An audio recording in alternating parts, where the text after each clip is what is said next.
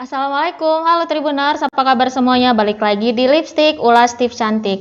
Nah Tribuners, Lipstick hari ini kita akan membahas gimana sih tips menghilangkan kantung mata dan double chin tanpa operasi. Nah untuk membahas mengenai tema ini, kita sudah bersama dengan Dr. Olivia dari Limonia Beauty Center. Halo dok. Hai Dini, Apa kabar selamat dok? siang, Tabik pun semuanya, apa kabar? Dokter sehat? Sehat banget, Sehat banget ya dok ya. sehat pakai banget. Sehat banget. Gak liburan dok? Nggak boleh liburan kayaknya sekarang, Din. Iya lagi COVID dok. Iya, mantap-mantap di rumah dulu ya. Heeh. Nah dok, kita sekarang bahas soal ini dok ya, kantong mata dan double chin ya dok ya. Nah, Kantong mata dan double chin, yes. iya, kayaknya yang paling banyak dimasalahin orang sekarang ini kantung mata ya dok.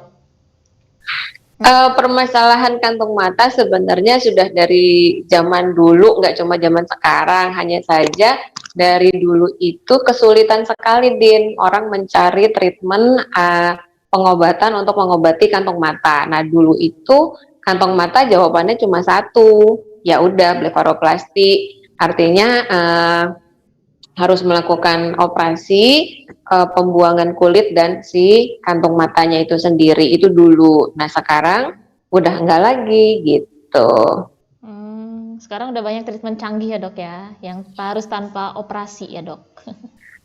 Iya, nah itulah yang saya hadirkan di Limonia Beauty Center untuk menjawab kebutuhan dari Limonia lovers, di mana ya PR buat saya gitu, karena banyak sekali masyarakat kita yang masih agak takut untuk melakukan tindakan operasi gitu.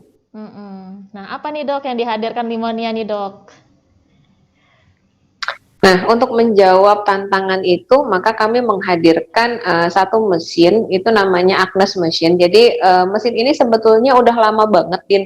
Jadi aku udah ngincer mesin ini udah sangat lama, kayaknya 2 tahun yang lalu waktu aku pergi seminar di Bangkok waktu itu.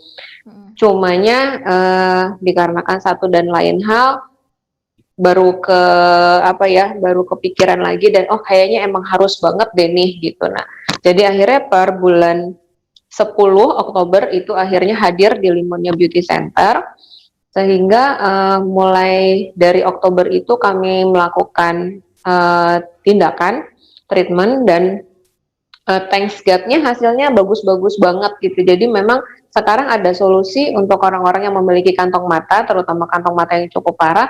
Jadi udah nggak perlu operasi lagi. Jadi hanya perlu melakukan tindakan yang namanya eye bag reducer gitu di Limonia. Nah, eye bag sama double chin sebenarnya agak mirip kalau kita bilang secara penyebabnya. Jadi dua-duanya itu dikarenakan tumpukan lemak dan kemudian kulit di sekitarnya itu yang mengendur, sehingga kantong mata dan si double chin ini tadi dapat diatasi dengan alat yang sama, meskipun kita bilang menggunakan jarum atau mengenai teknik pengerjaannya sedikit berbeda, tapi secara basicnya mereka tuh mirip gitu.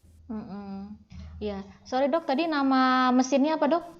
Namanya Agnes Machine. Itu di Indonesia belum banyak yang pakai. Jadi yang saya dapat informasinya di Indonesia itu baru 5-6 klinik yang memiliki alat ini. Jadi memang baru sedikit sekali dokter yang menggunakan mesin ini, dan Lampung cukup bangga karena Lampung di Limonia khususnya sudah sanggup menghadirkan mesin ini gitu. Oh gitu, jadi satu-satunya di Lampung yang punya mesin ini cuman Limonia. Saat ini baru Limonia. Mungkin nanti teman-teman atau klinik yang lain yang juga berminat juga bisa menghadirkan, karena jujur emang ini bisa membantu banyak orang. Iya, kalau di Sumatera dok, apa cuma Limonia juga? Di Sumatera enggak ada, jadi ada satu lagi di Palembang setahu saya. Nah nanti yang tanggal 17 Maret itu saya akan sharing dengan beberapa dokter. Pembicara utamanya itu Dokter Yulia SPKK itu dari Bali, terus kemudian ada satu lagi dokter namanya Irwani itu dari Palembang. Jadi kalau untuk di Sumatera sudah ada di Lampung dan di Palembang. Nah Nah, Dok, cara kerja dari mesin ini gimana, Dok, untuk menghilangkan si kantung mata dan double chin ini, Dok? Oke, jadi gini, secara teknologi sering kita dengar bahwa radiofrekuensi gitu ya, pasti banyak deh mungkin pendengar daripada Tribuners ini pasti tahu deh, radiofrekuensi kayak sering dengar deh dok gitu. Nah, si radiofrekuensi ini sendiri sebetulnya banyak tipenya Din gitu. Ada yang dia monopolar, ada yang bipolar, ada yang tripolar, terus kemudian si RF sendiri itu ada yang pakai jarum, ada yang tidak pakai jarum. Nah, yang pakai jarumnya sendiri pun nanti dibedakan lagi, ada yang insulated, ada yang non insulated. Nah, kalau si Agnes ini dia adalah RF monopolar yang insulated. Nah, kenapa insulated? Jadi gini, dia ada bagiannya yang insulated supaya dia tidak melukai bagian dari dermisnya. Jadi dia bentuknya jarum. Ada memang dia tindakan ini menggunakan jarum gitu ya. Jadi jarum yang kami masukkan. Jadi misalnya kayak gini, aku ambil perumpamaan. Mesinnya ada di klinikku yang di Teluk soalnya. Jadi aku tidak bisa menunjukkan mesinnya di sini. Sayang banget. Jadi kalau misalnya anggap aja ini jarum ya. Kalau kita masukkan ke dalam kulit seperti ini. Nah, satu jarum ini tuh ada bagian yang insulated di atasnya, yang di bawahnya yang non insulated. Nah, yang non insulated di bawahnya inilah yang melakukan pembakaran, tapi yang di sininya karena terinsulated itu dia tidak melukai kulit di bagian atasnya. Jadi itu yang membuat mesin ini cukup aman. Dia tidak melakukan atau tidak mengakibatkan pembakaran di atas kulit gitu. Jadi benar-benar tepat sasaran, hanya membakar di daerah yang diinginkan saja. Nah, tadi saya sudah sempat posting juga di Instagramnya Klinik Limonia. Di situ ada video di mana si jarum itu kita tempelkan di lemak, jaringan lemak, maka jaringan lemak tersebut langsung rusak atau mencair dan dia menjadi lebih kecil atau kisut, kita bilang gitu. Nah, karena si Agnes ini kan mesinnya satu nih, tapi jarumnya cukup banyak dengan kedalaman jarum yang berbeda-beda, sehingga dia ada satu jenis jarum yang memang ditujukan untuk bagian atas tidak sampai ke lemak, jadi di bagian dermisnya aja, sehingga dia bisa berfungsi sebagai untuk pengencangan, untuk rekolagenisasi. Nah, kembali lagi tadi ke eye bag dan ke double chin, tadi aku bilang unsurnya ada dua gitu. Jadi satu adalah tumpukan lemak, kedua adalah jaringan kulitnya kendur. Nah, dengan menggunakan mesin ini gitu ya, dengan jarum-jarum khusus tadi, kita bisa menghancurkan lemaknya, plus kita bisa menguncangkan kulitnya. Gitu. Jadi kalau saya simpulkan, ini adalah alat dengan teknologi RF, jadi dia bukan laser sama sekali, bukan laser, jadi teknologinya radiofrekuensi, monopolar, dan insulated gitu. Iya. Nah, itu butuh berapa kali dokter melakukan ini sampai si kantung mata dan double chin ini bisa hilang, dok? Sekali cukup? Untuk enggak, kalau untuk tindakan ini karena memang dia golongannya adalah minimal invasif, jadi bukan invasif. Kalau yang invasif tadi adalah yang dengan pembedahan. Nah, kalau dengan pembedahan cukup satu kali kan, karena jaringan kita potong, lemak kita angkat. Nah, berhubung ini bukan operasi gitu ya, jadi kita membutuhkan beberapa kali treatment. Dari pengalaman yang saya jalani sendiri, satu kali itu efeknya sudah kelihatan. Tapi kalau kantung matanya yang cukup berat derajatnya, maka saya akan bilang mungkin ibu akan butuh 2 atau 3 kali treatment. Tapi untuk kondisi yang sangat ringan, satu kali itu udah kelihatan banget hasilnya dan biasanya pasien cukup puas. Kalau untuk double chin juga sama, double chin juga kan ada grade-grade-nya kita bilang. Untuk double chin yang cukup parah, saya juga akan mengatakan ke pasien mungkin butuh 2 sampai 3 kali, tapi yang double chin-nya ringan itu cukup satu kali. Tetapi kembali lagi biasanya saya mengembalikan itu ke pasiennya atau ke customernya. Apabila kalau melakukan satu kali dan dia sudah cukup puas dengan hasil itu dan dia tidak mau mengulang lagi karena buat dia segitu udah memuaskan dan buat dia nyaman, ya sudah, kita nggak perlu ngulang lagi gitu. Iya. Nah, selama dia masih perawatan dengan dokter ya, dengan mesin ini dok ya, ada nggak sih dok yang pantangan yang dokter nggak boleh dulu deh ini gitu? Kalau pantangan standar, artinya karena kami menggunakan jarum, automatically akan ada bekas-bekas kayak jarum-jarum merah-merah gitu.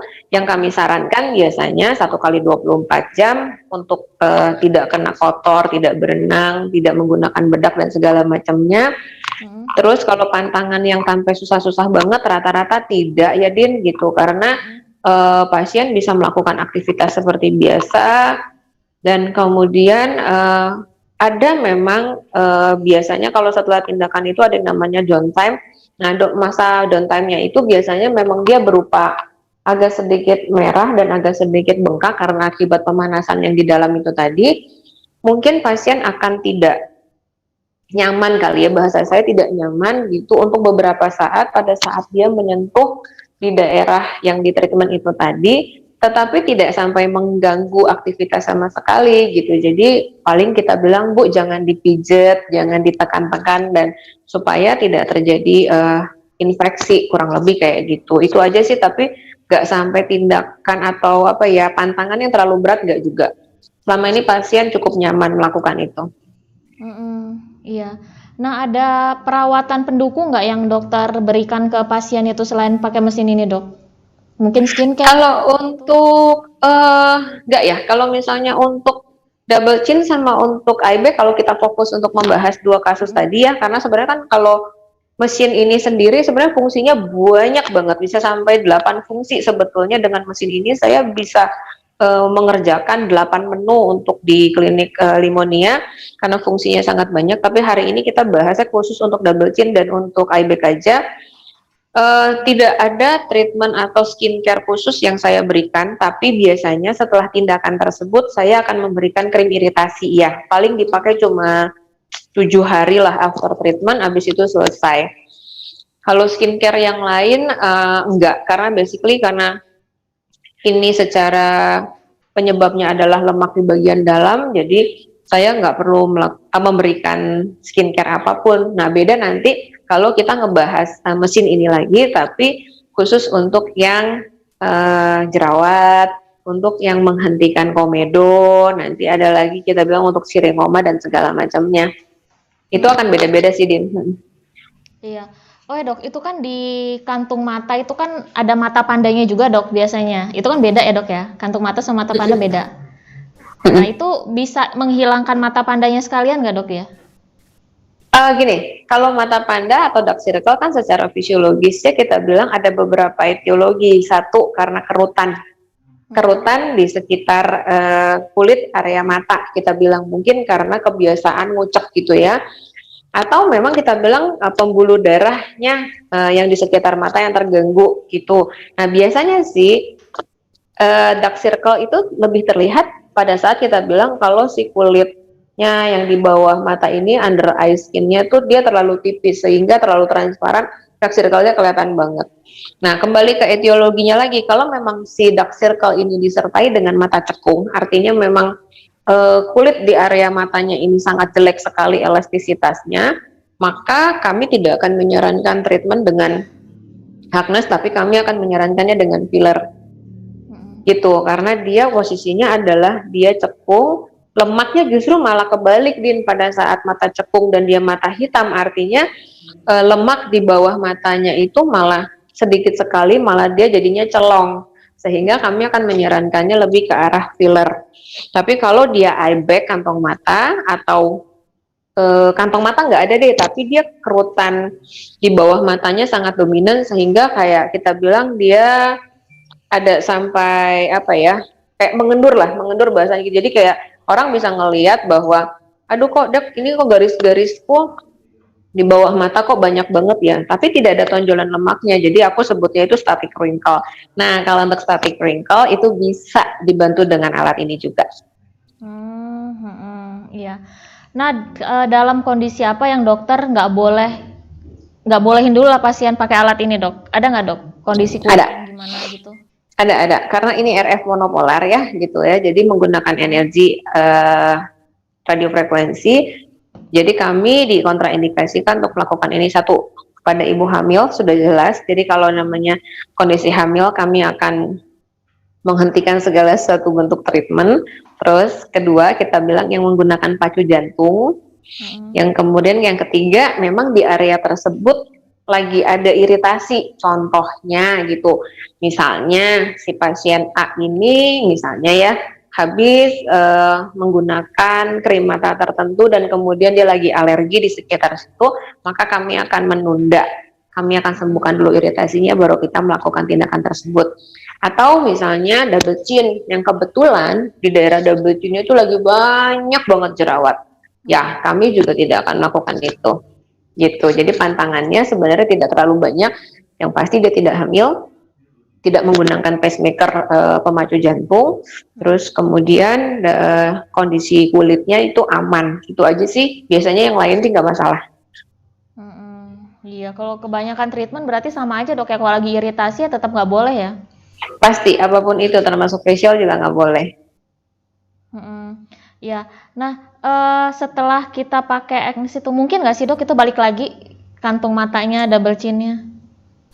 Kalau kita bilang untuk kantong mata atau double chin, kalau kantong mata aku belum menemukan yang dia balik lagi karena basically fat yang di mata kondisinya adalah memang dia fat kecil yang tidak terlalu berpengaruh dengan berat badan gitu ya. Tapi untuk kerutan kulitnya mungkin saja kalau dia terjadi lagi karena proses penuaan tetap terjadi, apalagi pasiennya tetap tidak mau menjaga setelah itu, tidak menggunakan eye cream, pola tidurnya masih ngaco, kemudian masih sering kucek-kucek mata dengan energi yang cukup kuat gitu ya, itu bisa terjadi lagi. Nah, kalau untuk double chin gitu, double chin ini kompartemennya lemaknya cukup besar dan cukup luas yang ada hubungannya dengan pola makan. Hati-hati. Jadi lemak yang sudah kita buang gitu, ya dia akan hilang secara permanen. Lemak yang lama gitu, jadi lemak yang lama sudah kita hancurkan, kita buang, ya. Tapi bisa nggak dokter bentuk lemak baru? Bisa banget. Contohnya kayak kalau kita melakukan bedah plastik sekalipun, kita melakukan liposuction atau kita melakukan sejenis tummy tuck atau itu, kalau memang pasiennya tidak bisa menjaga pola makan, toh juga dia akan bisa gemuk lagi. Jadi untuk eye bag dan untuk double chin kasusnya agak sedikit beda untuk masalah lemaknya. Tapi kalau untuk skinnya pengencangannya dia akan tetap, tapi lemaknya untuk double chin bisa nambah lagi. Gitu. Iya. Nah dok, berapa sih dok tarifnya dok? Boleh tahu nggak? Boleh. Jadi kalau untuk eye bag itu tarifnya adalah 2,5 juta, karena untuk double chin itu kenanya 2 juta. Nah biasanya untuk double chin sendiri sering kali pasien itu menggabungkannya dengan yang untuk pipi, karena kalau memang gemuk tuh biasanya memang dari pipi terus kemudian ke area leher atau double chin, sehingga orang suka bilangnya, dok aku tuh nggak suka loh kalau aku foto dari samping tuh kayaknya kelihatannya rahangnya nggak ada gitu. Jadi rata-rata kami mengkombinasikan double chin ini sama dengan pipi. Jadi daerah pipi juga kita hilangkan lemaknya, terus kita lifting, daerah sini pun sama. Nah biasanya itu akan bentuk rahangnya jadi tegas sekali dan jadi bagus. Tapi kalau pasiennya tidak mau juga tidak apa-apa, dan biasanya kami juga akan menilai dulu sih. Kalau memang kondisi pipinya juga tidak terlalu cabi, memang murni ini double chin karena genetik, cukup kami kerjakan double chin aja, nggak perlu pipi juga gitu. Nanti biasanya aku minta pasien kontrol sih, konsultasi dulu dan dilihat dulu kondisinya kayak apa, terus kita ngobrol harapannya dia kayak apa, keinginannya kayak apa, supaya jadi kita bisa menyarankan treatmentnya yang sesuai dengan kondisi pasien tersebut gitu. Oh jadi tidak sepenuhnya tuh keinginan pasien itu dokter iakan gitu, takutnya nggak sesuai gitu dok ya? Karena memang sih namanya wanita tuh selalu maunya tirus ya Din.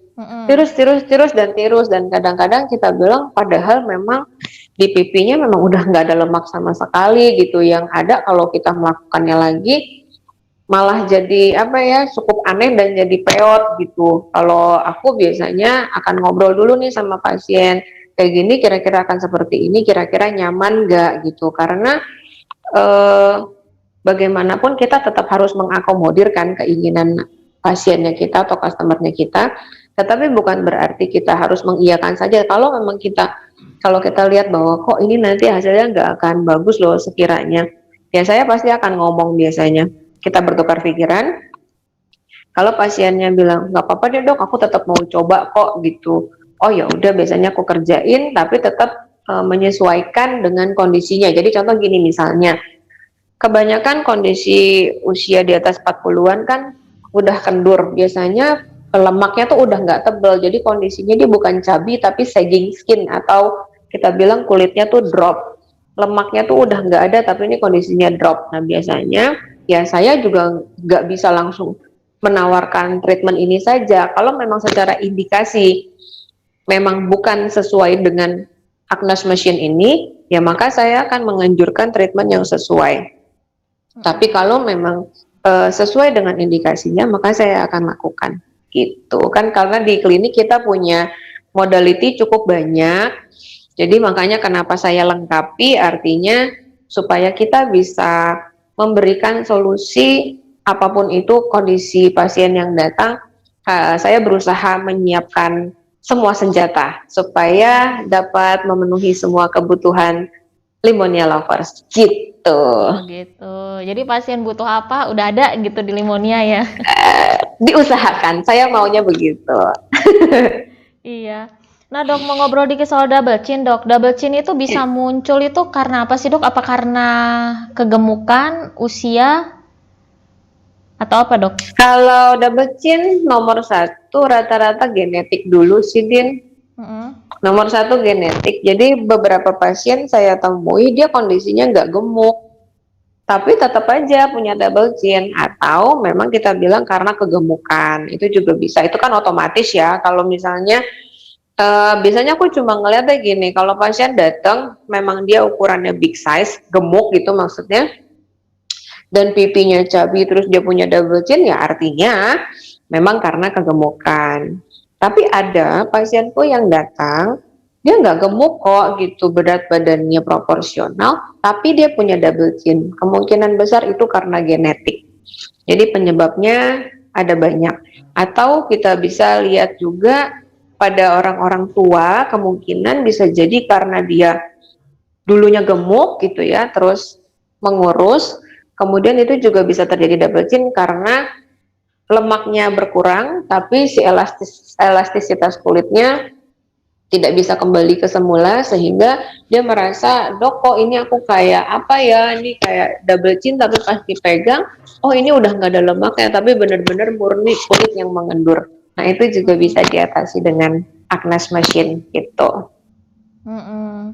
Nah double chin ini hanya bisa diatasi dengan alat, atau kalau misalnya ada kegemukan harus diet ya dok ya? Iya, jadi kalau memang aku dapat pasien emang kondisi dia gemuk gitu ya, terus dia bilang, dok aku mau ngilangin double chinku dong gitu. Nah biasanya aku akan bilang gitu, bisa saja diatasi dengan mesin ini gitu ya, tetapi kalau misalnya pasiennya tidak menjaga pola makannya dengan baik, maka satu, kemungkinan akan sia-sia karena lemaknya akan numpuk lagi. Kedua, mungkin orang juga ngelihatnya agak aneh. Kok itu mukanya kecil, double chin nggak ada, tapi badannya masih gemuk gitu. Jadi mungkin untuk pasien tersebut treatmentnya nggak cuma itu doang. Kayaknya kita harus kombinasikan dengan perbaikan pola makan dan lain-lain gitu. Iya. Nah kalau tadi soal double chin dok, kalau kantung mata dok, kita bisa punya kantung mata itu kenapa dok? Apa katanya kan karena begadang, kurang tidur, ada juga bilang karena keturunan. Ada yang juga soal kosmetik. Oke. Ya, semua yang Dini bilang itu benar sih. Karena gini, untuk menyebabkan suatu hal itu menurutku tidak mungkin satu hal, Din. Biasanya multifaktorial. Termasuk tadi aku bilang, termasuk gerakan mengucap mata yang terlalu sering dan terlalu ekstrim dengan penekanan yang sangat kuat, itu juga bisa merusak jaringan kulitnya kita kan. Jadi eye bag kita bilang tergantung, kayak misalnya zaman now sekarang banyak sekali yang begadang dengan pola tidur yang tidak terlalu baik, pola makannya juga tidak terlalu baik dengan kadar garam yang terlalu tinggi.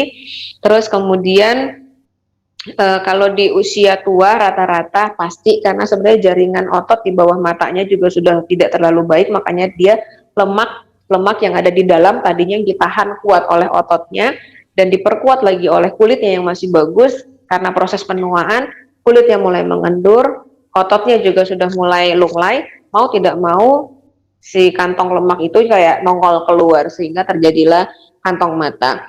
Tapi pada saat anak-anak muda, secara etiologi pasti berbeda karena anak muda pasti kulitnya masih bagus, kemudian ototnya juga masih bagus, kemungkinan eye bag-nya karena misalnya nih pasien ini dermatitis atopi, memang dia mudah bersin, mudah gatal segala macam sehingga dia sering banget kucek mata dan segala macam, itu juga bisa menjadi faktor mempercepat terjadinya eye bag, tapi bukan penyebab utama. Jadi aku selalu bilang bahwa penyebab dari suatu hal, entah itu jerawat, entah itu flek, entah itu apapun, pastinya tidak tunggal, pasti beberapa faktor atau kita sebutnya multifaktorial gitu. Iya, jadi kalau untuk mencegah si kantong mata harus cegah yang tadi-tadi itu dok ya? Oh iya betul, tidak boleh begadang, pola makannya harus baik, nggak boleh kucek-kucek mata gitu segala macam. Ya mau tidak mau semuanya harus dilakukan, tapi kalau pada saat proses penua kan kita tidak bisa mencegah 100% ya, namanya proses penuaan. Ya udah, pada saat itu terjadi yang kita harapkan kan tidak secepat itu terjadinya gitu, yang misalnya harusnya di usia 35 ke atas, jangan sampai usia 20 kita udah punya kantong mata gitu. Jadi alangkah baiknya melakukan pencegahan itu jauh lebih baik daripada kita harus melakukan tindakan-tindakan gitu. Iya. Oke dok, sebelum saya tutup, ada yang mau dokter sampaikan dok? Kalau dari saya, intinya begini, saya berusaha memenuhi apapun kebutuhan dari pasien-pasien saya, khususnya untuk masyarakat Lampung pada umumnya. Karena jujur untuk di dunia estetik masih banyak PR sebetulnya untuk kami. Ada beberapa hal yang kadang menjadi tugas gitu ya, dok, ayo dong treatment ini, dok ada ini nggak sih, ada itu nggak sih. Nah kalau saya berusaha mengakomodir, menghadirkan berbagai macam teknologi untuk menyelesaikan permasalahan tersebut sesuai dengan keinginan customer saya.